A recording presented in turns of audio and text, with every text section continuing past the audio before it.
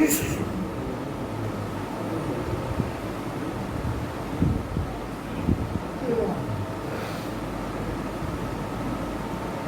اللہ من قرأ الفاتحہ.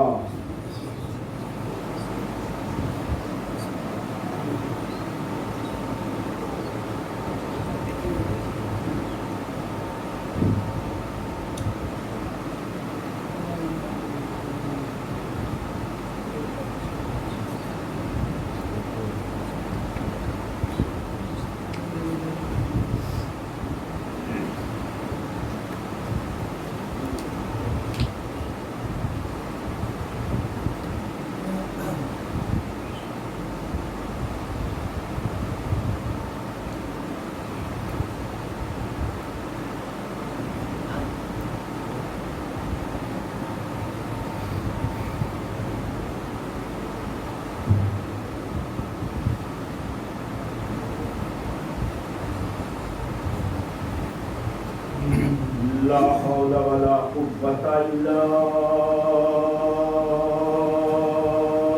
بالله العلي العظيم. حسبنا الله ونعم الوكيل. نعم المولى ونعم النصير.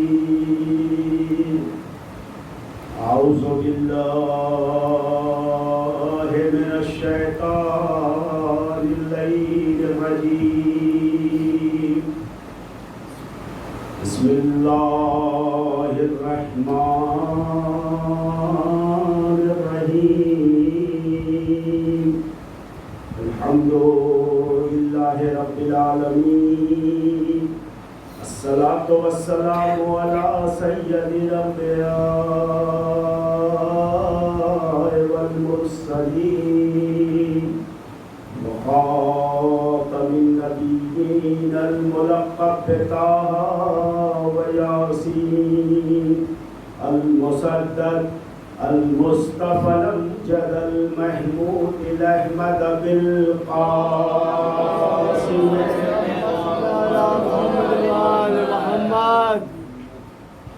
وآله الطيبين الطاهرين المعصومين المظلومين المنتجبين المنتخبين الذين أذهب الله عنهم الرجس وطهرهم تطهيرا.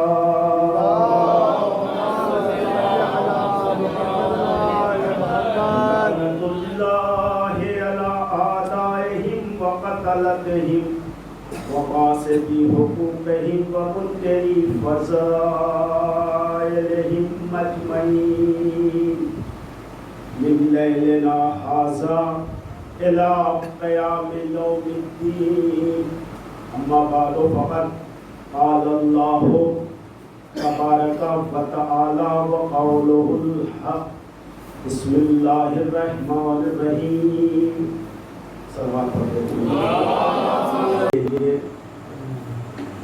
جو شرطیں رکھی ہیں ان شرطوں میں دو بڑی عظیم شرط یہ ہے کہ ہمارا بنایا ہوا ہادی، ہمارا بنایا ہوا راہبر، ہمارا بھیجا ہوا ہدایت کرنے والا وہ ہوگا کہ جو اپنے زمانے میں سب سے زیادہ علم رکھنے والا ہوگا اور سب سے بڑا بہادر بھی ہوگا.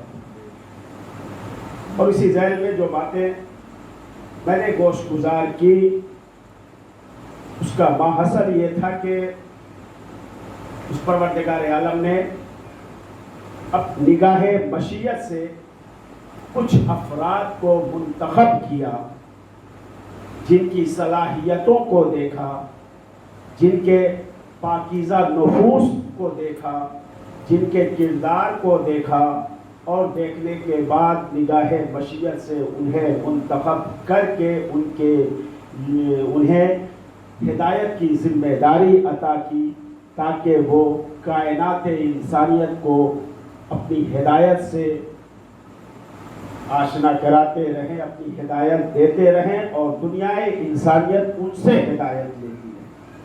اسلام کا یہ امتیاز رہا ہے کہ اسلام نے کبھی بھی کسی جاہل کو راہبر اور رہنما نہیں بنایا ہے۔ اب اگر کوئی بن گئے تو وہ اسلام کی طرف سے نہیں بنے ہیں، اپنی جانب سے تو بن سکتے ہیں۔ اسلام نے ہمیشہ ایسے افراد کو منتخب کیا ہے کہ جن کی صلاحیتوں کو بھرپور طریقے سے دیکھ لیا، اور یہی تو وجہ تھی کہ اللہ نے جنہیں منتخب کیا ہے اسی میں کا ایک فرد آواز دے رہا ہے، سلونی سلونی قبل ان تفقدونی، تم پوچھ لو مجھ سے قبل اس کے کہ میں تمہارے درمیان سے اٹھ جاؤں، اور یہ یاد رکھو کہ میں زمین سے زیادہ بہتر آسمان کے راستوں کو جانتا ہوں۔ اس کا مطلب یہ ہے کہ مولا یہ بتانا چاہ رہے ہیں کہ فقط زمین پر راستے نہیں ہوتے ہیں، آسمان پر بھی راستے ہوا کرتے ہیں۔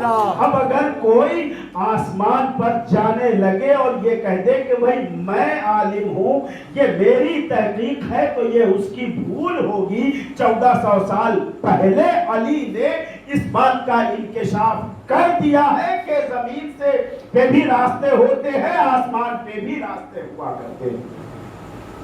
اب دنیا یہ نہ کہے کہ ہاں ہم نے انکشاف کیا ہے، ہم نے تحقیق کیا ہے اور آسمان پر ہم جا رہے ہیں۔ نہیں، 1400 سال پہلے علی نے اس بات کا اعلان کر دیا کہ زمین سے زیادہ بہتر آسمان کے راستوں کو ہم جانتے ہیں۔ اور ایک بات اس سے تو یہ بھی سمجھ میں آ رہی ہے کہ یہ کہہ کر مولائے متقیان غالب کل غالب علی ابن ابی طالب علیہ السلام نے ساکنان عرش کو بھی متوجہ کر دیا، اگر تمہیں بھی ہدایت کی ضرورت ہے تو یہ علی موجود ہے۔ صلوات پڑھیں محمد اور آل محمد۔ یہ ہے ان اللہ اصطفاہ، اللہ نے منتخب کیا ہے، سلیکٹ کیا ہے، چن لیا ہے ان لوگوں کو کہ جن کے پاس علم زیادہ ہے، جن کے پاس شجاعت زیادہ ہے، انہی لوگوں کو چنا ہے۔ اور میں نے کل عرض کیا تھا کہ اللہ نے کن کن لوگوں کو چنا ہے، ان میں کی ایک فرد جن کا نام علی ہے،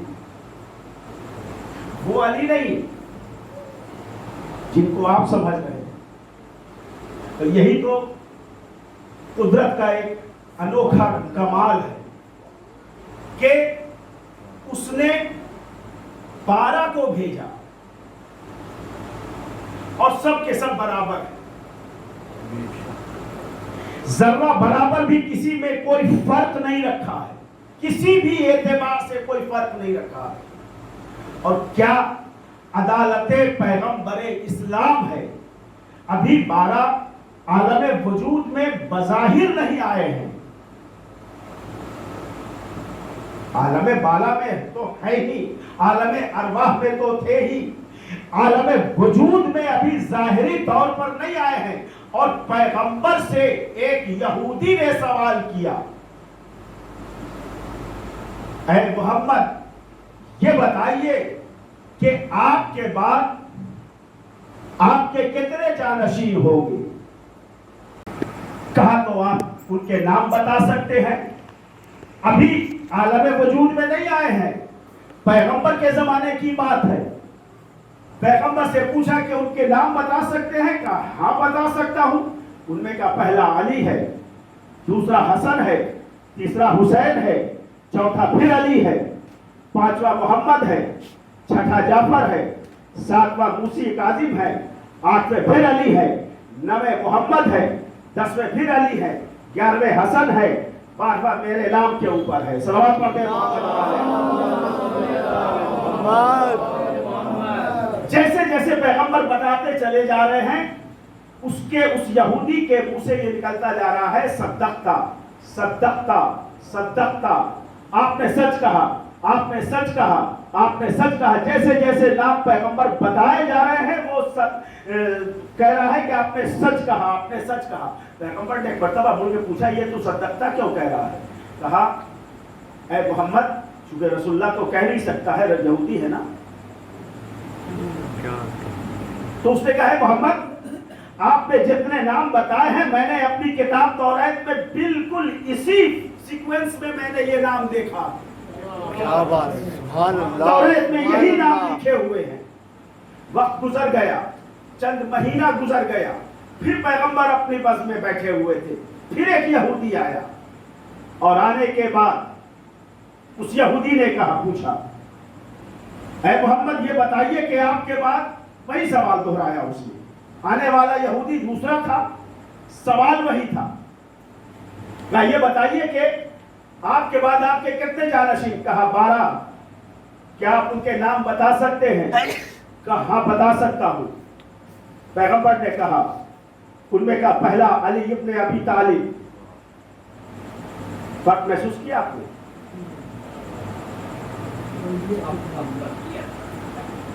پہلا علی ابن ابی طالب، دوسرا حسن ابن علی، تیسرا حسین ابن علی، اس کے بعد علی ابن الحسین، اس کے بعد محمد ابن علی، اس کے بعد جعفر ابن محمد، اس طریقے سے 12 اماموں کے نام ان کی ولدیت کے ساتھ بتایا، جیسے بتاتے گئے ویسے وہ صدقتا کہتا چلا گیا۔ پھر پیغمبر نے پوچھا تو نے صدقتا کیوں کہا؟ کہا جیسے نام آپ نے بتائے ہیں جس ولدیت کے ساتھ، اسی ولدیت کے ساتھ ہماری کتاب توریت میں یہ نام موجود ہے۔ 4-6 مہینہ پھر گزرا، پھر ایک یہودی آیا، آنے کے بعد وہی سوال، یہودی شکل و صورت بدلی ہوئی تھی، سوال وہی تھا، پیغمبر آپ کے بعد کتنے جانشین ہوں گے؟ کہا میرے بعد 12 جانشین ہوں گے، آپ ان کے نام بتا سکتے ہیں؟ کہا کیوں نہیں بتا سکتا ہوں۔ پہلا علی مرتضیٰ، دوسرا حسن مصطفیٰ، تیسرا حسین غریب کربلا، چوتھا علی زین العابدین، پانچواں محمد باقر علم النبیین، چھٹا جعفر صادق۔ اس طریقے سے 12 امام کو ان کے لقب کے ساتھ پیغمبر نے بتایا، جیسے جیسے پیغمبر بتاتے چلے جا رہے ہیں وہ صدقتا کہتا چلا جا رہا ہے۔ پیغمبر نے پھر پوچھا تو نے صدقتا کیوں کہا؟ کہا کہ جس لقب کے ساتھ آپ نے ان کا نام بتایا ہے میری کتابوں میں اسی لقب کے ساتھ ان کے نام موجود ہے۔ صلوات پڑھتے تو اللہ نے انہیں منتخب کیا ہے، ان افراد کو منتخب کیا ہے، انہی میں کی ایک فرد۔ یہ بھی کیا عدالت ہے جیزا نے، 12 اماموں میں، بلکہ یہ کہا جائے 14 معصوم میں، 14 معصوم میں 4 محمد ہیں اور 4 ہی علی ہیں۔ وہاں ایک حدیث آپ کو یاد ہوگی شاید، اس میں پیغمبر نے کہا تھا انا و علی من نور واحد، میں اور علی ایک ہی نور کا 2 برابر کا حصہ ہوں۔ سبحان اللہ، سبحان اللہ، یہ نہیں کہ ہم میں ایک ہی نور کا 2 حصہ ہوں، ایک 75% ایک 25%، نہیں، 2 برابر کا حصہ۔ یہ 2 برابر کا حصہ کہنے کا مطلب ہی یہ ہے کہ جتنے محمد ہیں اتنے علی ہیں، 4 محمد ہیں تو 4 ہی علی ہیں۔ اسی 4 علی میں سے میں تیسرے علی کا ذکر کرنے جا رہا ہوں۔ تیسرے علی یعنی پہلے علی ہیں، چوتھے امام علی ابن الحسین ہیں، اور 8ویں امام جن کا نام بھی علی ہے، رضا تو ان کا لقب ہے۔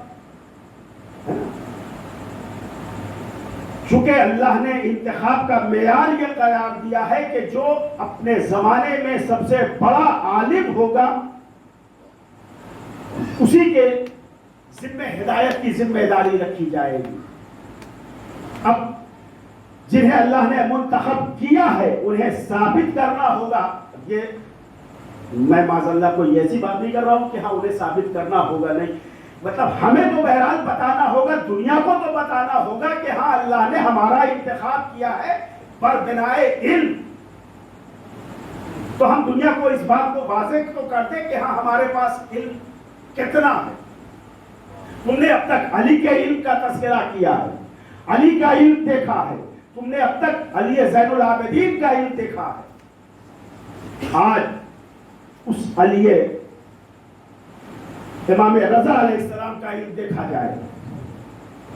ایک شخص مسجد میں، ایک شخص اس نے خواب میں یہ دیکھا کہ میں مسجد میں ہوں اور پیغمبر اسلام محراب عبادت میں ہیں، بیٹھے ہوئے ہیں، سامنے تشت رکھا ہوا ہے، وہ تشت اس میں کچھ خورمے رکھے ہوئے ہیں، اور میں سرکار مدینہ کی بارگاہ میں حاضر ہوا. میں نے کہا یا رسول اللہ، یہ وہ خواب دیکھ رہا ہے، یا رسول اللہ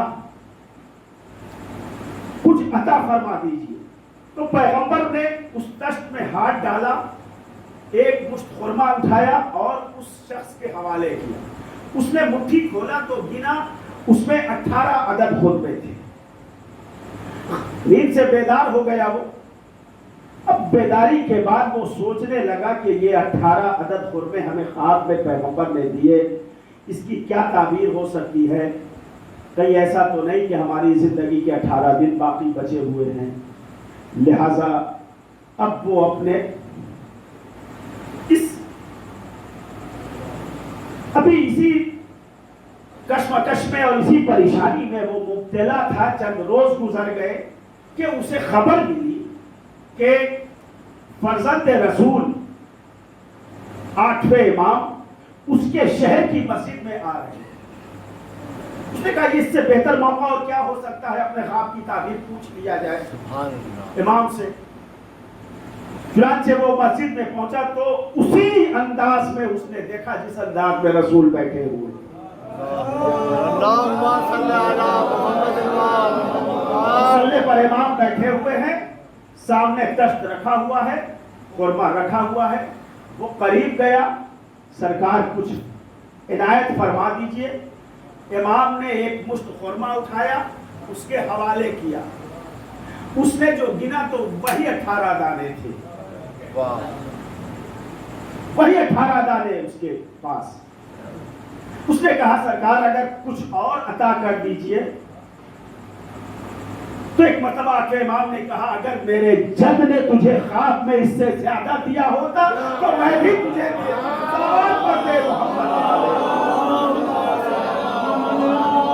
عزیزان محترم، دنیا کے ہادیوں کو، دنیا کے رہنماؤں کو بیداری کا علم نہیں ہے. یہ وہ عالم ہوا کرتا ہے کہ جسے خواب کا علم ہوا کرتا ہے. خواب میں اگر اس سے زیادہ میرے جد نے دیا ہوتا تو میں بھی تجھے عطا کر دیتا. وہ خاموش ہو گیا کہ مجھے خواب کی تعبیر مل گئی. یہ ہے علم جس بنیاد پر اللہ نے انہیں ہدایت کی ذمہ داری عطا کی. میں اس امام کے کن واقعات کی طرف دیکھیں. ہارون رشید کا نام آپ لوگوں نے سنا ہوگا. ہارون رشید ملعون، اہل بیت کا دشمن. اس کے 2 بیٹے تھے، ایک امین اور ایک مامون رشید. امین رشید اور مامون رشید، یہ 2 بیٹے ہارون رشید کے. ہارون رشید کے یہاں اختلاف ہو گیا بیٹوں میں، نزاع ہوا، جھگڑا ہوا جائیداد کے لیے. تو ہارون رشید نے اپنے دونوں بیٹوں میں اپنی جائیداد کو تقسیم کر دیا. لے جاؤ جہنم. ہارون رشید، مامون رشید کے حصے میں پورا ایران کا وہ خطہ، وہ پورا علاقہ جو ایران سے سٹا ہوا ہے، وہ علاقہ اس کو ملا. اور مامون رشید اور امین رشید کے حصے میں ادھر عرب کا کچھ علاقہ اس کے حصے میں آیا. بہرحال مامون رشید حاکم وقت ہوا. اس وقت 8ویں امام کا زمانہ تھا. اب حکومت کر رہا ہے، لیکن ظاہر سی بات ہے کہ ظلم کی بنیاد کے اوپر، جہالت کی بنیاد کے اوپر حکومت کتنے دنوں تک چلے گی. نتیجہ یہ ہوا کہ زمانے میں انقلاب برپا ہونے لگا، لوگ منتشر ہونے لگے. ان قریب اس کا تختہ پلٹنے لگا. کچھ اس کے جو مشیر تھے، جو وزیر تھے، انہوں نے مشورہ دیا کہ آپ ایسے، اس لیے کہ اس زمانے میں بھی تو آل محمد کے اہل بیت کے چاہنے والے لوگ تھے.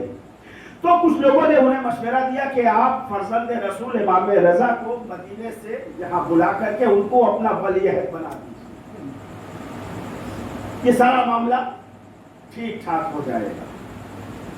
چنانچہ اس نے ایک پیادہ بھیجا، پیسنجر بھیجا مدینے، فوراً طلب کیا کہ آپ فوراً ایران چلے آئے اور آپ کو ولی عہدی کا عہدہ سنبھالنا ہے۔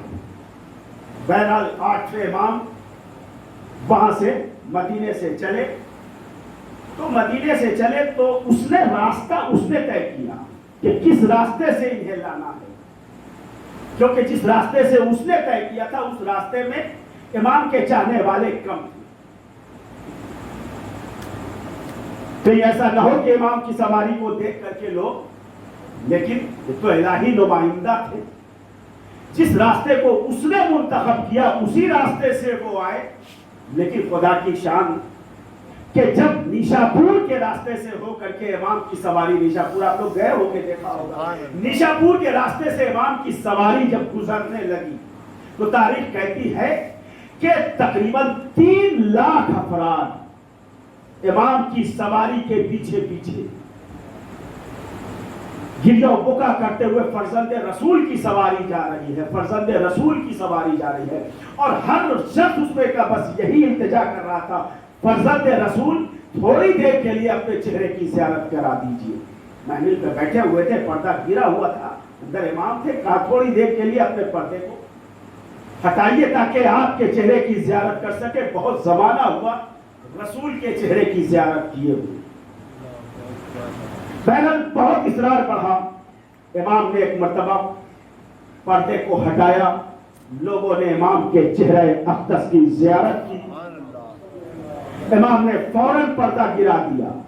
اب تو لوگوں کا اور اصرار، بے چینی اور بڑھی، گریہ و زاری کرتے ہوئے لوگ امام سے التجا کرنے لگے، فرزند رسول کچھ کہہ دیجئے، اپنے دہن کو کھول دیجئے، ہمارے لیے کچھ تو ہمارے لیے فرما دیجئے۔ بھئی یہ بار بار اور سواری چل رہی ہے، امام سے اصرار ہو رہا ہے۔ جب بہت اصرار بڑھا تو ایک مرتبہ امام نے اپنے سواری کا پردہ اٹھایا اور کہا کہ تم لوگ قلم دعوات لے کر آؤ۔ ہائے ہائے، یہ ہے جانشین رسول۔ رسول نے جب آخری وقت میں قلم دعوات مانگا تھا تو ایک قلم دعوات دینے سے لوگوں نے انکار کیا تھا۔ تاریخ کہتی ہے کہ 24,000 قلم اور دعوات لے کر کے لوگ وہاں پر پہنچ گئے۔ 24,000 قلم اور کاغذ اور دعوات لے کر کے لوگ وہاں پر پہنچے۔ فرزند رسول کچھ کہہ دیجئے۔ جب بہت اصرار بڑھا تو ایک مرتبہ امام رضا علیہ السلام نے فرمایا، لا الہ الا اللہ حسنی، لا الہ الا اللہ میرا ایک قلعہ ہے، اور یہ کہہ کر کے پردہ گرا دیا۔ لوگوں کی بے چینی اور بڑھی، کیا مطلب ہے یہ؟ من دخلہ فنجا، جو اس میں داخل ہوگا، جو اس قلعے میں داخل ہوگا وہ نجات پائے گا، یہ کہہ کر امام نے پردہ گرا دیا۔ لوگوں کا اصرار بڑھتا رہا۔ امام نے پھر ایک مرتبہ سواری کا پردہ ہٹایا، کہا ولیکن بشرطہا و شروطہا، دیکھو لا الہ الا اللہ ایک قلعہ ضرور ہے کہ جو اس قلعے میں داخل ہوگا وہ نجات پائے گا، وہ کامیاب ہوگا، لیکن فقط لا الہ الا اللہ کہنا کافی نہیں ہے، بشرطہا و شروطہا، اس کے لیے کچھ شرطیں ہیں، وَأَنَا مِن شُرُوطِهَا، اور ان شرطوں میں سے ایک شرط میں بھی ہوں، یعنی میری ولایت ان شرطوں میں سے ایک شرط ہے۔ صلوات پڑھتے ہیں محمد 24,000 قلمدان کاغذ رکھنے والوں نے اس حدیث کو نقل کیا۔ اور اچھا ایک بات اور، جب امام نے اس حدیث کو نقل کرنا چاہا تو ڈائریکٹ یہ نہیں کہا کہ لا الہ الا اللہ ہو حسنی، امام نے فرمایا کہ مجھ سے میرے بابا نے، ان سے ان کے بابا نے، ان سے ان کے بابا نے، ان سے امام زین العابدین نے، ان سے امام حسین نے، ان سے امام حسن نے، ان سے مولائے کائنات نے، اور ان سے پیغمبر اسلام نے، یعنی یہ پورا سلسلہ بیان کیا. اور یہ یاد رکھیے گا کہ وہ حدیث کہ جس میں کسی غیر معصوم راوی کا دخل نہیں ہوتا ہے، اس حدیث کو سلسلۃ الذہب کہا جاتا ہے. ذہب کے معنی ہوتے ہیں سونے کے، سلسلے کے معنی ہوتے ہیں چین کے. ایسی حدیث کہ جس میں کسی غیر معصوم کا دخل نہ ہو، وہ حدیث سلسلۃ الذہب کہلاتی ہے. یہ کہہ کر کے تب امام نے لا الہ الا اللہ حسنی کہا ہے. بات ختم ہو گئی، لکھنے والوں نے لکھ لیا. اس زمانے میں امام احمد ابن حنبل، حنبلی فرقہ ہے نا، 4 امام ہیں مسلمانوں کے، اس میں سے ایک حنبلی فرقہ ہے. اس کے جو سب سے بڑے ہیڈ امام احمد ابن حنبل، ان کو جب یہ حدیث کی خبر ملی کہ امام نے ایسے ایسے فرمایا ہے، انہوں نے اس تحقیق کو دیکھا جس پر وہ پورا سلسلہ لکھا ہوا تھا اور وہ حدیث لکھی ہوئی تھی. دیکھنے کے بعد عجیب حیرت انگیز جملہ امام احمد نے کہا. امام احمد کہتے ہیں کہ اگر اس حدیث کو اس کے پورے سلسلے کے ساتھ کسی دیوانے پر پڑھ کر دم کر دیا جائے تو وہ عاقل ہو جائے گا. واہ واہ واہ واہ. اگر اس حدیث کو اس کے پورے سلسلے کے ساتھ اگر کسی دیوانے پر پڑھ کر دم کر دیا جائے تو وہ عاقل ہو جائے گا. یہ امام احمد ابن حنبل کا اعتراف ہے. سلسلہ چلتا رہا. اب اس کے بعد امام کی سواری، ہاں یہ والی قم، جب امام کی سواری نشاپور سے ہوتے ہوئے قم میں پہنچی تو قم کا جو گورنر تھا اسے خبر ملی کہ نشاپور میں فرزند رسول نے یہ حدیث بیان کی ہے، اپنے جد کی اس سلسلے سے، اس محترم سلسلے سے بیان کی. اس نے کہا ایک حدیث ہمیں بھی دیا جائے. اس نے سونے کی تختی پر سونے کے پانی سے اس حدیث کو نقل کیا، اور نقل کرنے کے بعد اپنے اعزہ سے یہ وصیت کیا کہ ہمارے مرنے کے بعد اس حدیث کو ہماری قبر میں رکھا جائے. اب تاریخ کہتی ہے، اور وہاں سے راوی یہ کہتے ہیں کہ آج جو شیعوں کے یہاں یہ جو شہادت نامہ ہے مرنے کے بعد، یہ وہیں سے رائج ہوا ہے. اسی کی ہمارے یہاں شہادت نامے میں کیا ہوتا ہے؟ شہادت نامہ میں گواہی، 12 امام کی ولایت کی گواہی ہم لوگ دیتے ہیں، تو وہی شہادت نامہ ہے. یہ شہادت نامہ وہیں سے چلا. سمجھے؟ اس نے یہ وصیت کر دیا کہ ہمارے مرنے کے بعد اس حدیث کو، اس تختی کو ہماری قبر میں رکھ دیا. بات ختم ہو گئی. زمانہ گزرتا گیا، دن گزرتا رہا، دن گزرتا رہا. اچھا، امام ضامن کی ایجاد بھی اسی زمانے میں ہوئی. ہارون رشید نے کہا کہ امام کے نام کا، چونکہ میں نے آپ کو ولی عہد بنا دیا ہے، آپ کے نام کا سکہ چلے گا. عزیزان محترم، دنیا میں حکومت چاہے جس کی رہی ہو، سکہ ہمیشہ آل محمد کے نام کا چلا. ہر زمانے میں سکہ آل محمد کے نام کا چلا ہے. اس نے کہا آپ کے نام کا سکہ چلے گا.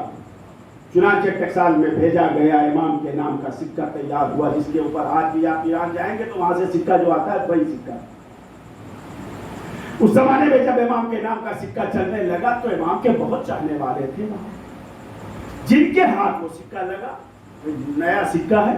سکہ جب ہاتھ آیا تو انہوں نے اس کو برکت کے طور پر اپنے اپنے گھروں میں، اپنے اپنے خزانوں میں رکھنا شروع کیا. اس کے بعد پھر یہ سلسلہ شروع ہوا کہ اگر کوئی سفر پر جانے لگا تو اس سکے کو کپڑے میں باندھ کر اس کے بازو پر باندھا گیا تاکہ یہ امام کی ضمانت میں صحیح سلامت وہاں تک. وہیں سے یہ امام ضامن. بہرحال وقت گزرتا رہا، وقت گزرتا رہا. ہارون رشید اس نے امام سے کہا کہ فرزند رسول، آپ تو ولی عہد ہو چکے ہیں، آپ ایسا کیجئے کہ آپ لوگوں سے بیعت لیجئے. ٹھیک ہے، بیعت لوں گا میں. ایک دن مقرر کیا گیا، مقرر کرنے کے بعد لوگ جمع ہوئے، جمع ہونے کے بعد اب ایک بڑے ازدحام تھا، بڑا مجمع تھا، چنانچہ لوگوں کو بتایا گیا کہ دیکھو یہ ولی عہد ہے، یہ امام وقت ہے، ان کے ہاتھ پر تمہیں بیعت کرنا ہے۔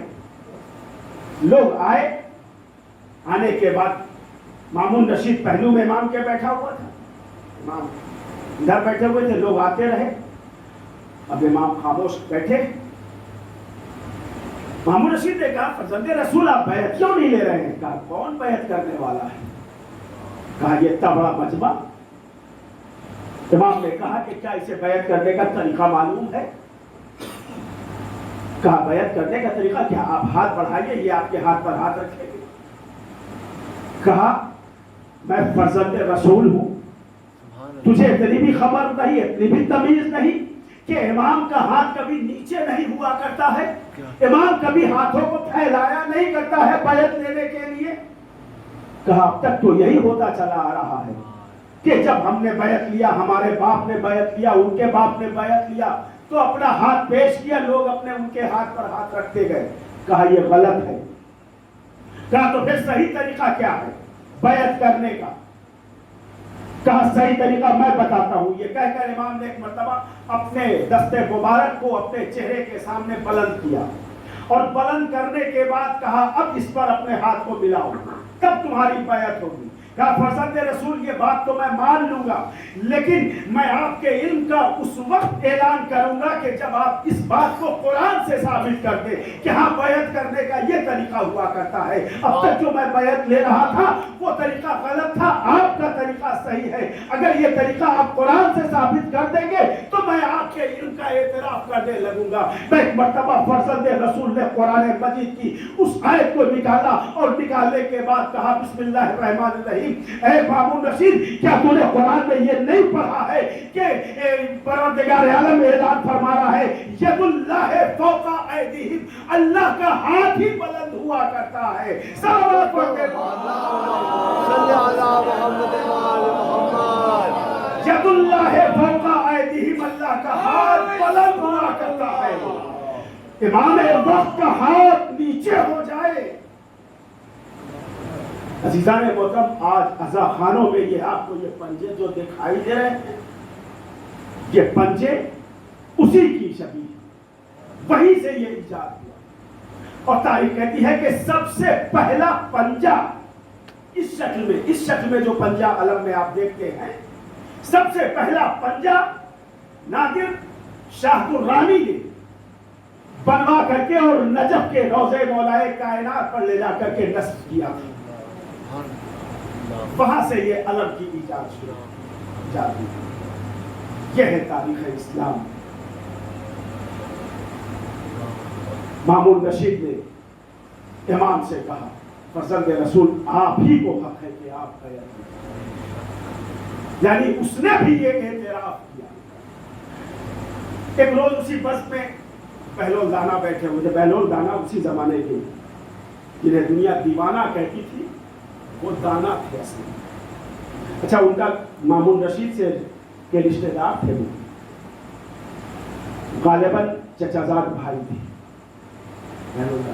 بہرحال محب اہل بیت ایک روز مامون رشید کے دربار میں اس وقت پہنچے جب مامون رشید کے دربار میں درباری تو تھے، مامون رشید تخت پر نہیں بیٹھا، تخت خالی تھا۔ جب خالی تخت دیکھا بہلول دانا نے تو تخت پر جا کر بیٹھ گئے۔ تخت پر جا کر بیٹھ گئے بہلول دانا۔ جیسے ہی تخت پر جا کر بیٹھے، وہ جو اگل بغل پہلو میں رہنے والے ان کے سپاہی تھے، انہوں نے کہا بہلول یہ تو نے کیا کیا، اس خالی تخت پر تو کیوں آ کر بیٹھ گیا؟ اور یہ کہہ کر اتنا زد و کوب کیا کہ وہ بیچارے تخت سے اتر کر کے نیچے بیٹھ کر رونے لگے۔ مامون رشید آیا، بہلول کیوں رو رہے ہو؟ کہا یہ آپ کے سپاہیوں نے میرا یہ حال کیا ہے۔ سپاہیوں سے پوچھا کیوں انہیں زد و کوب کیا گیا ہے؟ کہا امیر آپ کے تخت پر یہ آ کر کے بیٹھ گئے تھے۔ کہا اچھا ٹھیک ہے، آج کے بعد یہ نہیں بیٹھیں گے۔ بہلول تم گریہ کیوں کر رہے، تم رو کیوں رہے ہو؟ بہلول نے مسکرا کے کہا मामून, मैं अपने लिए नहीं रो रहा, मैं तो तेरे लिए रो रहा हूं। अरे थोड़ी देर के लिए मैं बेजा तख्त पर आकर बैठ गया तो मेरा ये हाल हो गया। ज़माने कदीम से तेरा पूरा खानदान बेजा तख्त पर आकर बैठा हुआ है, तुझे खबर भी है कि क्या होने वाला है वहां। ये है इस्लाम की तारीख। दिक्कत ये है कि हम लोग पढ़ते भी नहीं है, सुनने की जरूरत भी नहीं महसूस करते हैं, लेकिन तारीख को अगर वाकई देखा जाए, मुतालिया किया जाए, मैं इस 2-4 दिनों में ये कोशिश करूंगा कि एक एक इमाम के हवाले से कुछ बातें बच्चों के बुजुर्ग को बहरहाल जानते होंगे भी, उन बच्चों के हवाले कुछ बातें, इमाम की मजीद सीरतें जो है, हम लोग सिर्फ मौलाए कायनात की सीरत, पैगम्बर इस्लाम के तर्ज ज़िंदगी, हयात तैयबा को थोड़ा बहुत जानते हैं, लेकिन बकिया दीगर आइम्मा जो हमारे हैं उनकी भी तो अपनी ज़िंदगी है, उनके भी तो कारनामे हैं, उन्होंने भी तो दुनिया को दर्स और पैगाम दिया है, उन्होंने भी तो हिदायत की जिम्मेदारी को अदा किया है। तो क्या हमारा ये फरीज़ा नहीं है कि हाँ हम उन जिम्मेदारियों को, उन दर्स को, उन तर्ज ज़िंदगी को जाने। यही 10 दिन तो बचे हैं, यही 10 दिन तो मिले हैं कि जिस 10 दिनों में हमें इन सारी बातों को सीखना है। अज़ीज़ान मोहतरम, बात खत्म हो गई, लेकिन क्या किया जाए, इमाम रज़ा अलैहिस्सलातु वस्सलाम,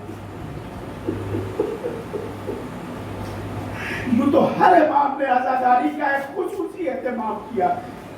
5वें इमाम के लिए यह मिलता है कि 5वें इमाम ने अपने माल से वसीयत किया था, हमारे माल से इतनी रकम अज़ाए सरकार सैयदुश्शुहदा पर खर्च किया जाएगा।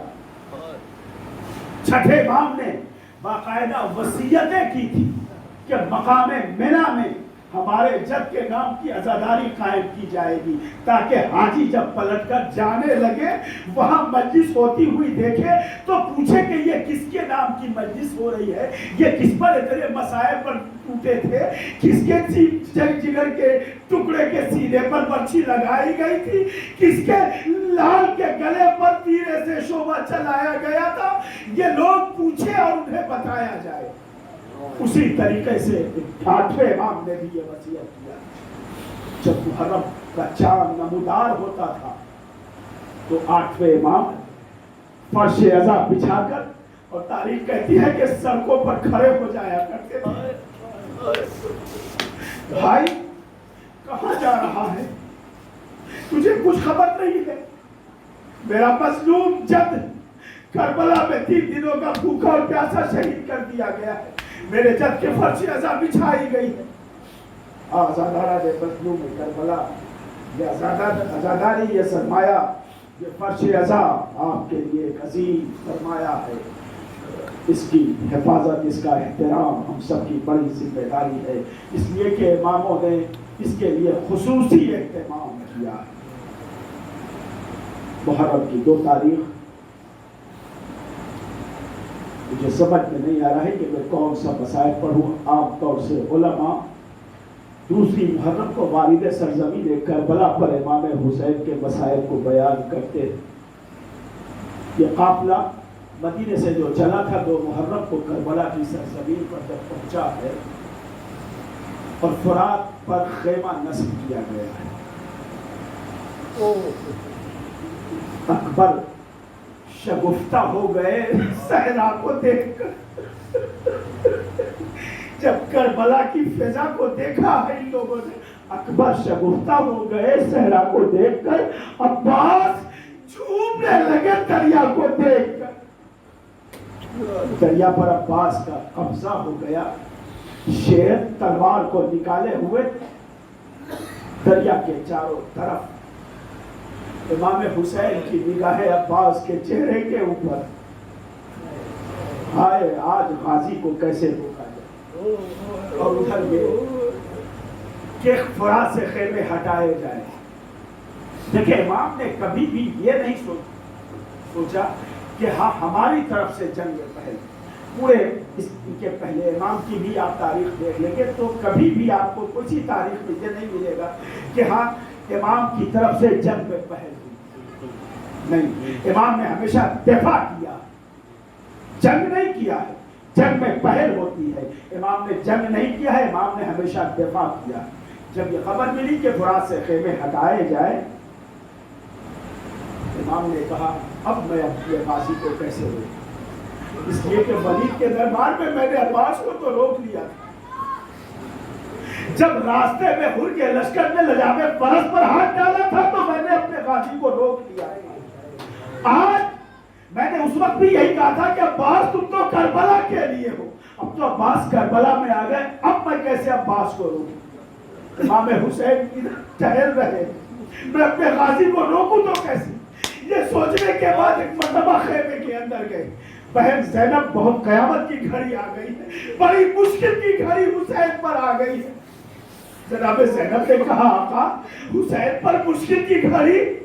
کہا ہاں شہزادی، ارے میں نے اب تک عباس کو بہت روکا یہ کہتے ہوئے کہ تم کربلا کے لیے ہو، مگر آج کیسے روکوں. عباس تو کربلا آ چکے، فرات سے خیمے ہٹانے کا حکم دیا گیا ہے، میں کیسے عباس سے کہوں کہ فرات سے خیمے ہٹا لیے جائے. کہا اچھا آقا آپ نہ کہیے. مرتبہ جناب فضہ کو بلایا،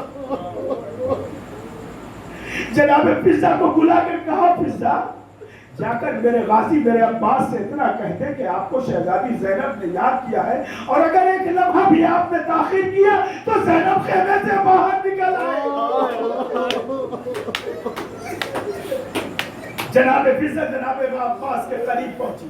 عباس آپ کو شہزادی نے یاد کیا ہے، اور ہاں یہ بھی کہا ہے کہ اگر آنے میں ذرا سی دیر کی تو شہزادی خیمے سے باہر نکل آئے گی. پر یہ سننا تھا فرات پر ٹہلنے والا وہ شیر ایک مرتبہ تلوار کو نیام میں رکھتا ہے، سر کو جھکائے ہوئے ارے شہزادی کے خیمے میں آیا. شہزادی غلام حاضر ہے. جناب زینب نے کہا عباس ارے میں تم سے بس یہ کہنا چاہتی ہوں کہ آج اپنے ہاتھوں سے فرات سے خیمہ ہٹا لو. عزادارو یہ سب تو آپ سنتے ہیں، لیکن اس کے بعد کیا ہوا. ارے جیسے ہی شہزادی نے کہا عباس نے تلوار کو نیام سے نکالا، دونوں ہاتھوں سے تلوار کو توڑا، شہزادی کے قدموں پر ڈال دیا. اے میری شہزادی اگر آپ کی رضا نہیں ہے، یہ غلام عباس تو آپ کا غلام ہے، آپ کی مرضی کے خلاف عباس قدم